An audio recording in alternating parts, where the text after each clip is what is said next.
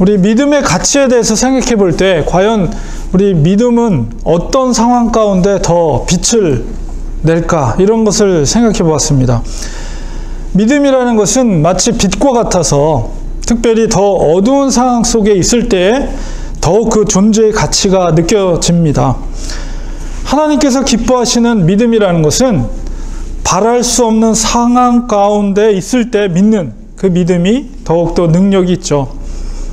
나 걱정 없습니다. 나는 염려 없습니다. 이렇게 말하면서도 오늘날의 사람들이 생각할 때 그 믿음이 좋은 것처럼 보이지만은 그들이 믿는 바는 실제적으로는 자기 통장 속에 있는 캐시 두둑히 있을 때 나는 걱정 없습니다.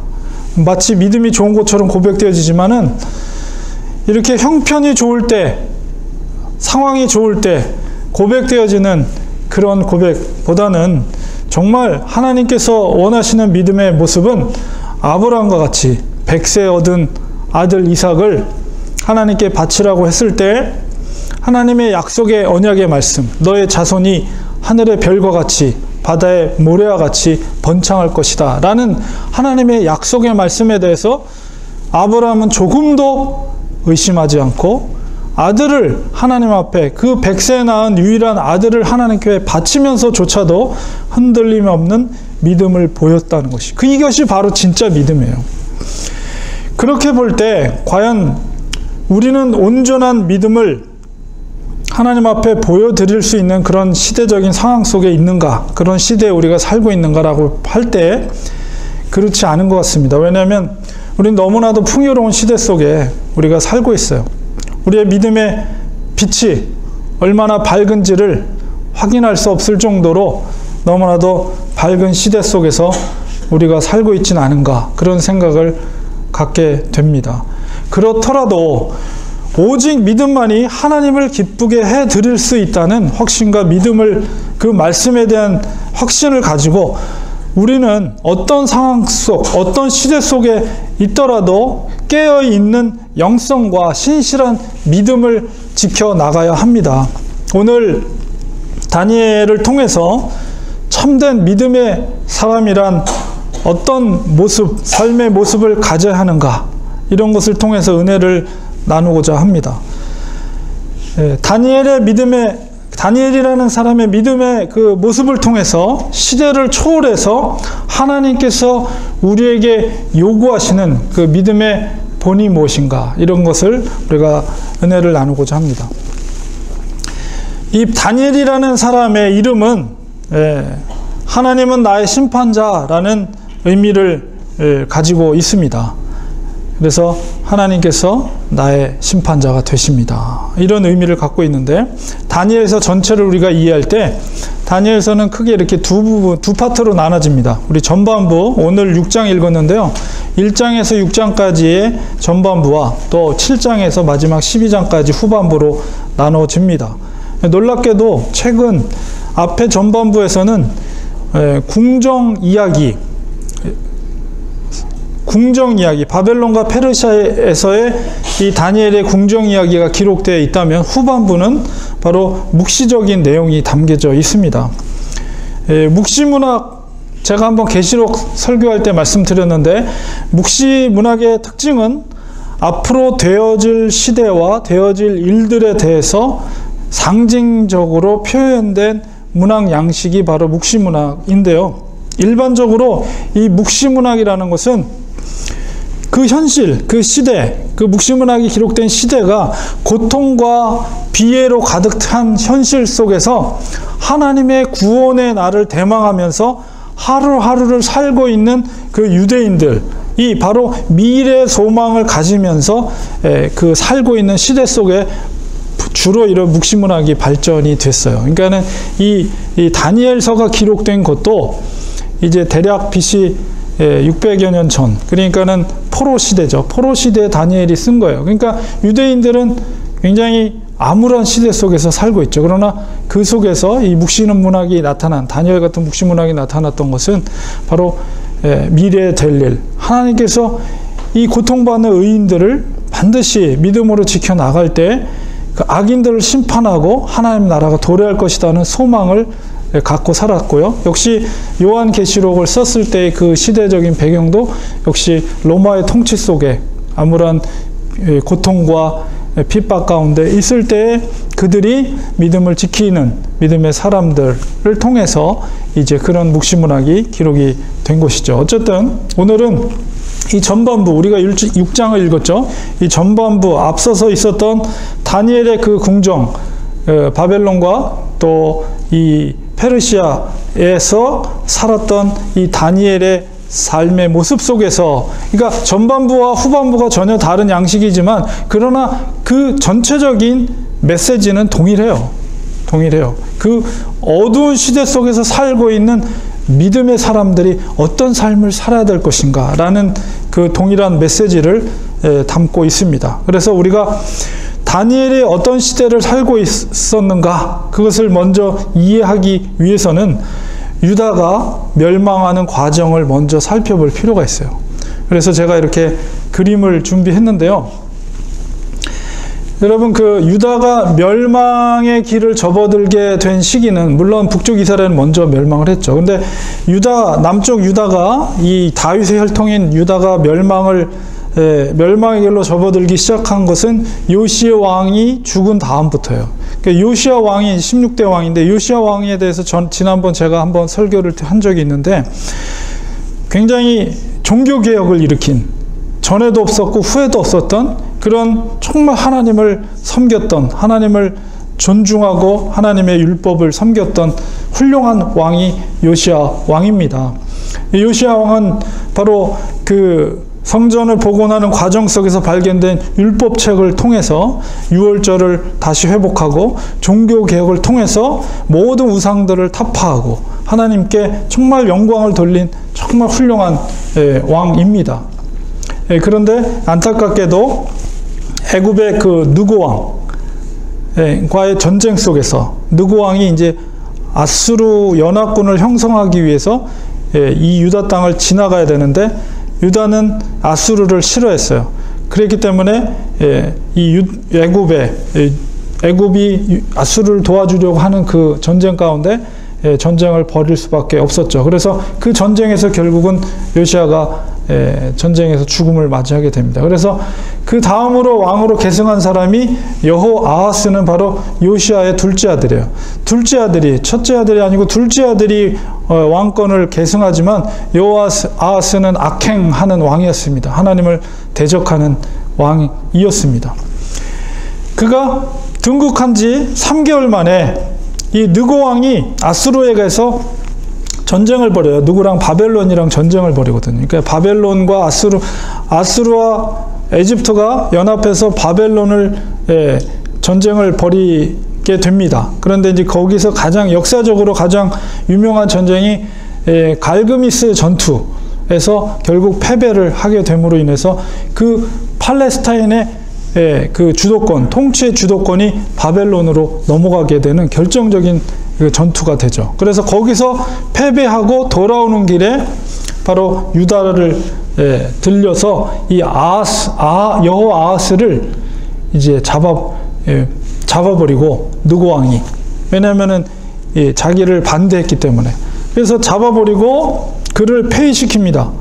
그리고서는 그를 포로로 잡아가요. 애굽에서 결국은 죽게 되는데, 그래서 누구를 대신 왕으로 세우냐면 여호야김을 세웁니다. 여호야김은 누구냐면 요시야 왕의 첫째 아들이에요. 그러니까 첫째 아들, 자기의 형이죠. 형을 왕으로, 18대 왕으로 세우게 됩니다. 그래서 요시야 왕이 이제 왕으로, 느고 왕이 강제로 시킨 거죠. 그래서 왕으로 통치하다가 통치 3년에 이제 바벨론 느부갓네살 왕이 침공을 하게 됩니다. 그래서 침공해서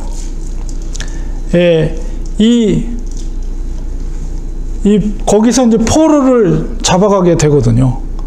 그때 이제 바로 다니엘이 포로로 잡혀가게 되는 것입니다.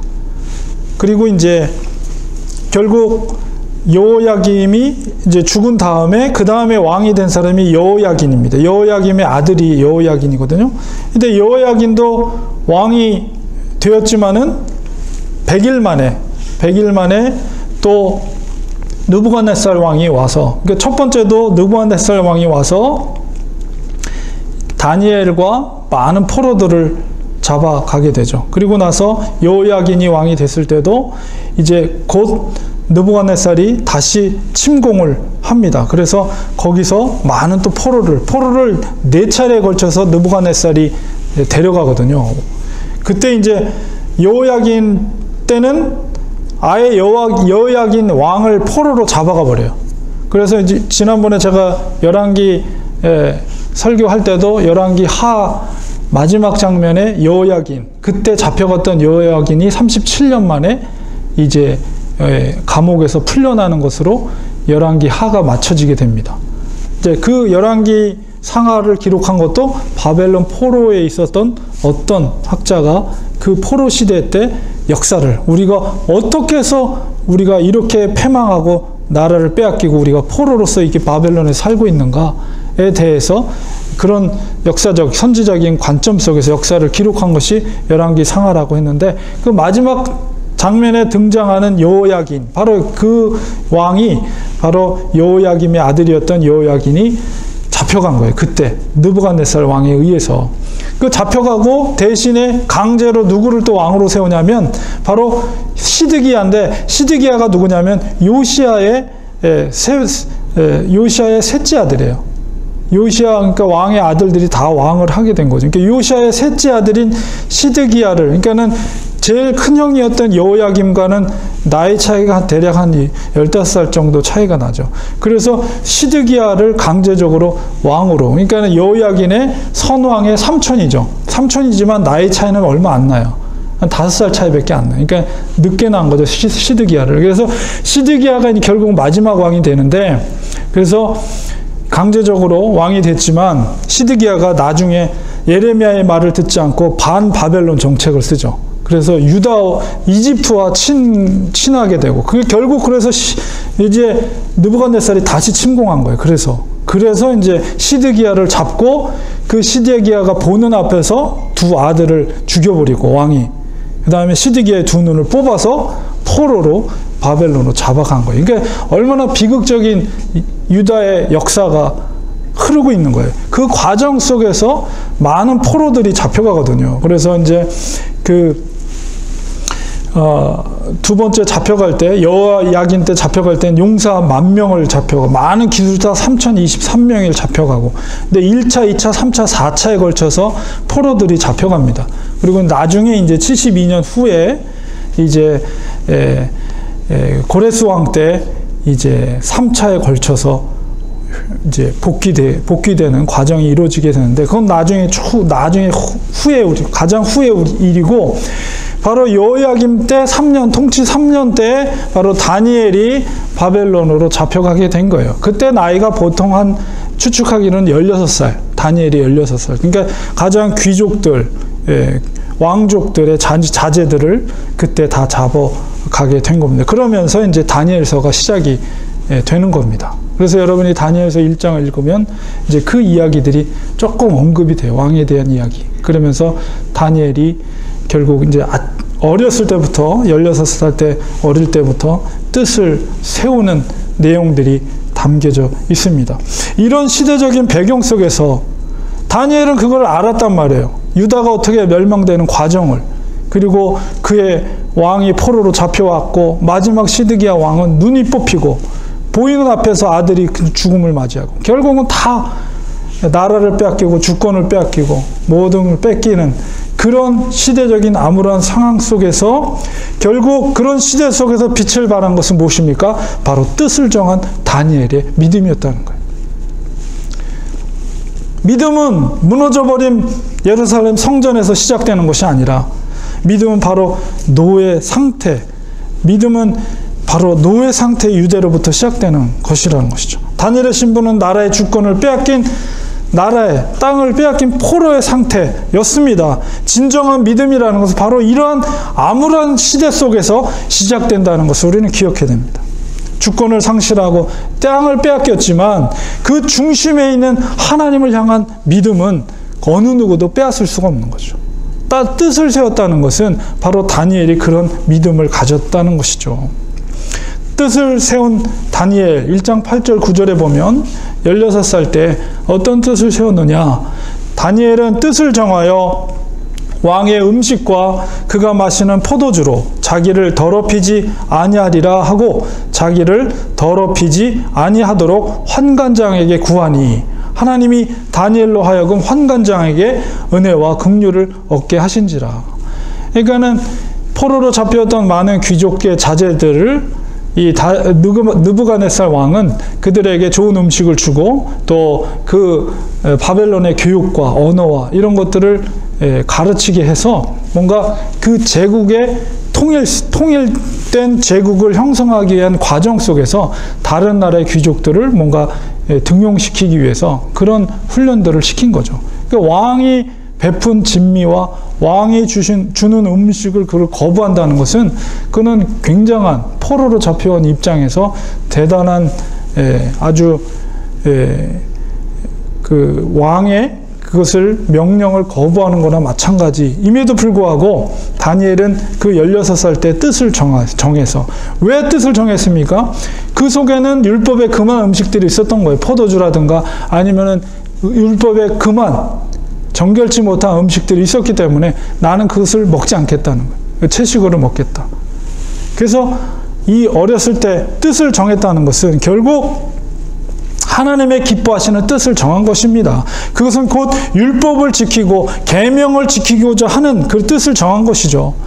그가 포로로 잡혔을 때 16세인데 놀라운 것은 그의 신실함이 나이가 90세에 이르도록 그가 정했던 그 어렸을 때 정했던 뜻이 어떤 상황에도 변질되지 않았다는 것이에요. 90세에 이르기까지 그는 총리로서 역할을 했거든요. 얼마나 놀라운지 몰라요. 그래서 오늘은 6장 본문에 있는 사건인데요. 이거는 정말 우리가 어릴 적부터 재미있게 들었던 사자굴 속의 다니엘의 사건, 그 이야기입니다. 바벨론이 멸망하고 새로운 이제 다리오 왕, 이제 페르시아 제국, 바벨론에서 페르시아 제국으로 옮기게 되죠. 그런 새로운 다리오 왕이 다스리던 시대의 사건인데요. 제가 계산을 해봤어요. 제가 이제 그 역사적으로 다니엘의 느부갓네살부터 다리오까지 그리고 다리오 다음에 왕까지 계산해 보니까 약 7명의 왕이 다 기록되어 있지 않지만 4명의 왕만 기록되어 있지만 7명의 왕이 이렇게 지나가는, 그래서 그 정확하게 통치했던 기간들을 계산해 보니까 지금 다니엘 속에 사자굴 속에 있는 다니엘의 나이가 80세가 넘어간 나이예요. 80세가 넘어간 나이. 그 80이 넘은 나이에도 우리 성경 6장 3절 4절에 보니까 그의 마음이, 다니엘은 마음이 민첩하여 총리들과 고관들 위에 뛰어남으로 80이 넘었는데도 불구하고 왕이 그를 세워 전국을 다스리게 하고자 한지라. 이에 총리들과 고관들이 국사에 대하여 다니엘을 고발할 근거를 찾고자 하였으나 아무 근거, 아무 허물도 찾지 못하였으니 이는 그가 충성되어 아무 그릇됨도 없고 아무 허물도 없었음이었더라. 이렇게 표현되어 있어요. 80이 넘은 다니엘이었음에도 불구하고 마음이 민첩하고 고관들을 위해서 뛰어났다. 하나님의 은혜죠. 그래서 정족들이 그의 허물을 찾으려고 했지만 얼마나 충성됐는지 그의 그릇됨이라 허물이라고는 조금도 찾을 수가 없었던 거예요. 얼마나 철저한 자기 관리를 했겠어요. 80이 넘는 나이에까지 그 긴 시간 동안 많은 왕들과 심지어 바벨론에서 페르시아로 나라가 바뀌는 과정 속에서도 조금도 그에겐 허물과 티가 없었다는 거예요. 하나님을 신실하게 섬기면서도 자기의 주어진 역할과 또 왕을 섬기는 충성에 있어서는 정말로 최고의 충성된 모습을 보였다는 것, 그리고 얼마나 자기를 철저하게 관리했는가를 우리는 이 표현 속에서 짐작할 수가 있습니다. 그래서 결국 그 다른 총리들과 정적들이 다니엘을 제거하기 위해서 계략을 꾸민 것이 뭐예요? 30일 동안 왕의 금령을 세워서 금령으로 그 기간 동안에 다른 신하에게 기도를 하거나 뭔가 구하는 자는 사자굴에 넣도록 하는 왕의 금령을 세운 거예요. 한 달 동안. 알고 있죠. 다니엘이 항상 기도하는 사람이라는 걸.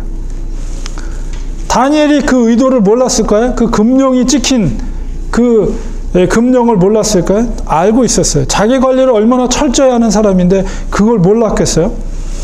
왕의 금령이 곧 자기를 제거하기 위한 정적들의 계략이라는 것을 알고 있었어요.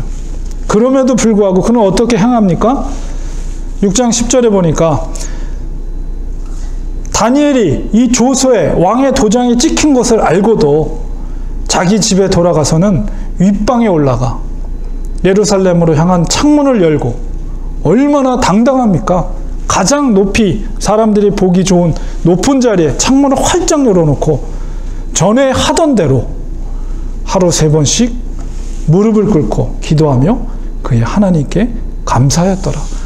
80이 넘은 그 노련한 총리, 그의 당당함과 하나님을 향한 신실함이 너무나도 분명하게 나타나고 있는 모습을 우리가 말씀 속에서 우리가 느낄 수가 있습니다. 다니엘의 태도를 통해 알 수 있는 것은 그 16살 때 어릴 때부터 세웠던 그 뜻을 변질하지 않고 하나님께 전에 하던 대로 감사의 기도를, 오히려 감사의 기도를 드렸다는 거예요.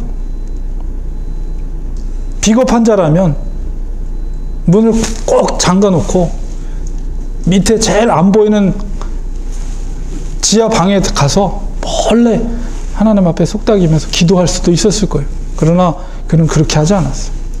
가장 높은 곳에서 문을 활짝 열고 오히려 그 속에서 떨면서 기도한 것이 아니라 담대함으로 하나님 앞에 감사의 기도를 드렸다는 거예요. 그것도 하루에 3번씩 무릎 꿇고 하나님 앞에. 사자굴에 들어갈 줄 알면서도 뜻을 세운 대로 하나님께 충성의 믿음을 보인 것입니다. 이것이 바로 포로 생활을 하고 있는 유대인들에게 던지는 다니엘의 메시지입니다. 세상이 감당할 수 없는 믿음을 소유한 영적인 권세를 가진 영적 거인의 모습을 우리가 보게 됩니다. 하나님께서는 이런 믿음을 보시고 기뻐하십니다. 하나님을 향한 충성과 흔들림 없는 그 믿음을 보시고 인생을 지으심에 하나님은 기뻐하시는 거예요. 바로 인생의 가장 큰 목적이 하나님을 영화롭게 하고 그분을 즐거워하고 기뻐하는 것입니다. 하나님을 기쁘시게 할 수 있는 것은 오직 믿음밖에는 없습니다. 죽으면 죽으리라의 믿음이 결국 하나님이 죽으면 살리라는 응답으로 하나님이 역사하신 것이죠. 더욱더 놀라운 것은 무엇입니까? 이 다리오 왕의 반응이에요. 6장 18절에서 20절까지 결국 다니엘이 사자굴에 들어가게 되죠. 사자굴에 들어갔을 때 이 다리오 왕의 반응을 6장 18절에서 20절에서 우리가 볼 수가 있습니다. 왕이 궁에 돌아가서는 밤이 새도록 금식하고 그 앞에 오락을 그치고, 왜 그랬습니까? 지금 다니엘이 사자굴에 들어가 있는 거예요. 그리고 그 하룻밤이 지나고 나서야 다시 다니엘을 만날 수 있게 되는데, 그 하룻밤 사이에 그 시간 동안에 다리오 왕의 태도를 기록하고 있는 것이죠. 밤이 새도록 금식하고 그 앞에 오락을 그치고 잠자기를 마다했다. 잠을 이룰 수가 없는 거예요. 그리고 이튿날에 왕이 새벽에 일어나 잠도 거의 자지 못했겠죠. 빨리 동이트기를 기다렸을 거예요. 새벽에 일어나서 급히 사자굴로 가서 다니엘이 든 굴에 가까이 이르러 슬피 소리 질러 다니엘에게 묻되, 이미 죽었으면 어떡하나. 슬퍼하는 마음으로 살아계시는 하나님의 종 다니엘아, 내가 항상 섬기는 내 하나님이 사자굴에서 능히 너를 구원하셨느냐 하면서 큰 소리로 슬픈 목소리로 그렇게 다리오 왕이 다니엘에게 소리를 지르는 것을 보게 됩니다. 다리오 왕의 이런 행동과 말 속에서 느낄 수 있는 것은 다니엘이야말로 자기를 충성스럽게 헌신하는 충신 중에 충신이었다라는 것이죠.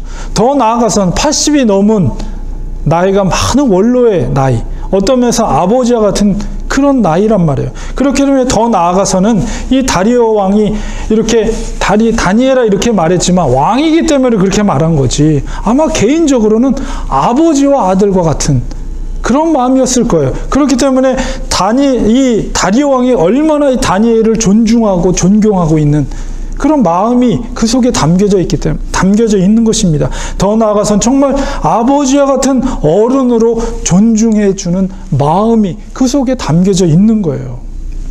우리가 사람을 잘 만나는 것은 축복 중에 축복입니다. 다니엘과 같은 사람을 충신으로 두고 있는 왕들은 얼마나 행복했겠습니까? 그리스도인들이 바로 이래야 됩니다. 믿지 않는 자들에게 더욱 신실해야 합니다.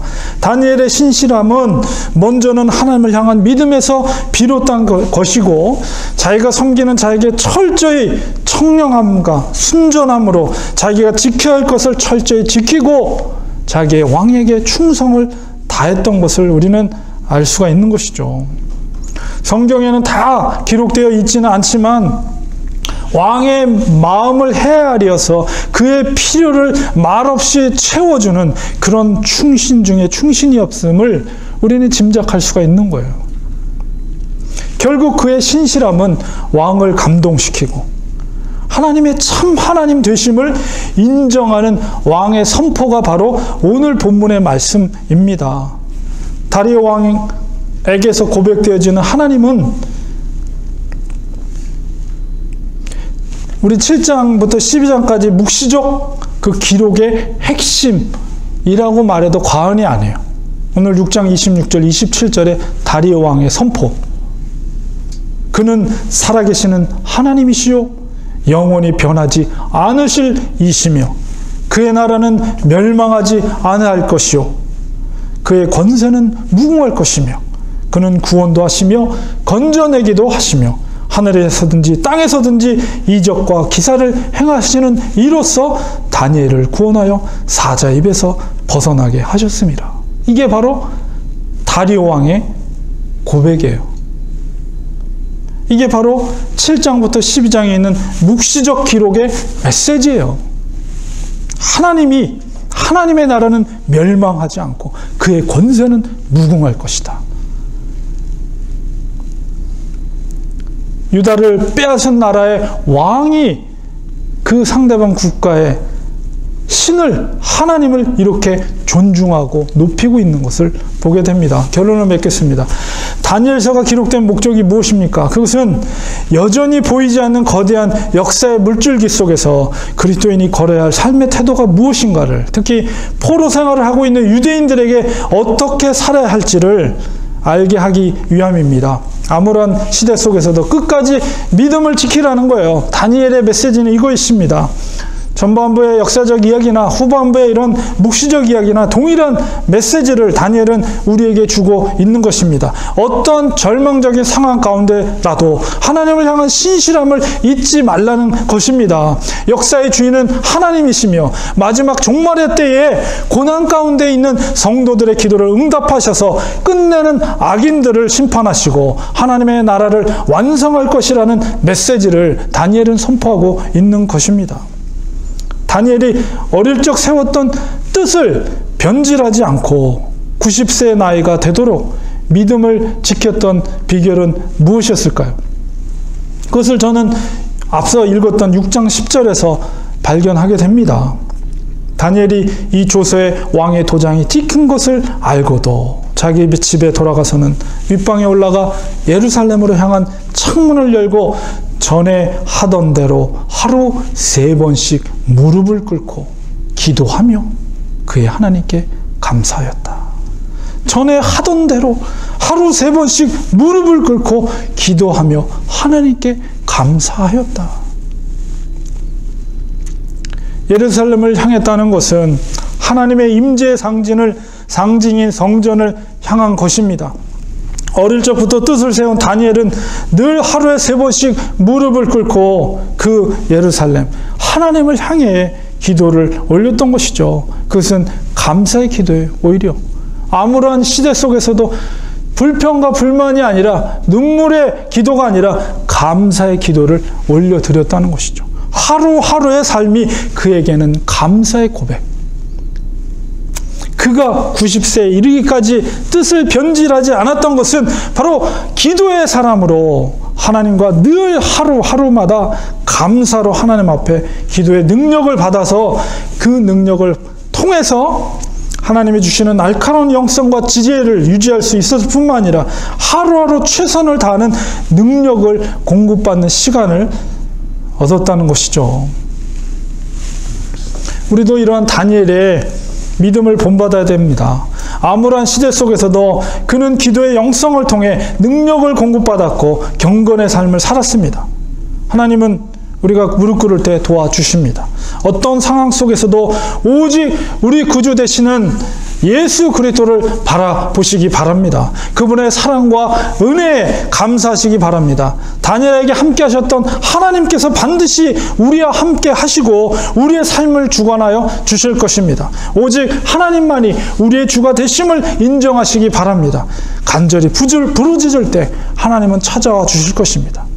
하나님께서 다니엘에게 함께 하셨던 90살에 이르기까지 뜻을 변질하지 않고 항상 늘 하루에 3번씩 기도하며 하나님께 감사했던 다니엘처럼 우리들도 어떤 시대 속에 있을지라도 이 믿음이 변질되지 않고 하나님을 기쁘게 드리고 하나님을 영화롭게 하고 우리의 인생을 통해서 주님의 영광을 나타낼 수 있는 하나님의 사람들 되시기를 주님의 이름으로 간절히 축원드립니다. 네. 기도하겠습니다.